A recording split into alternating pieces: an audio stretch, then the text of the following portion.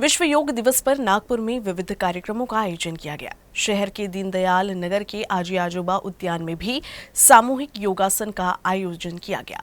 ज्येष्ठ महिला मानसिल द्वारा आयोजित इस कार्यक्रम में 50 वर्ष से लेकर 87 साल तक बुजुर्ग महिला शामिल होकर विविध योगासन किए। आजी आजोबा उद्यानात आज आम्ही योग दिवस अतिशय उत्साहात साजरा केला। यात 50 ते 85 वर्ष वयोगटातील सर्व महिलांनी भाग घेतला।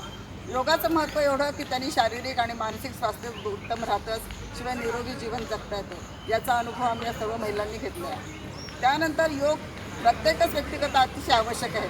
जसे लहान मुलांना ज्ञानवर्धक आहे, त्यांची उंची वाढण्याला मदत करतो। तरुणांना सुद्धा आजच्या धकाधकीच्या जीवनामध्ये ताणतणाव आहे, त्यांनी सुद्धा अर्धा तास जर योग केला तर त्यांचंही आरोग्य उत्तम राहील आणि त्यांचा मानसिक ताण दूर होऊन त्यांचं कामाचं स्वरूप बदलेल। त्यामुळे मी सर्व तरुणांना हेच विनंती करते की त्यांनी सुद्धा रोज योग करावा, अर्धा तास द्यावा आणि योगामुळे स्वस्थ आणि निरोगी जीवन जगावे।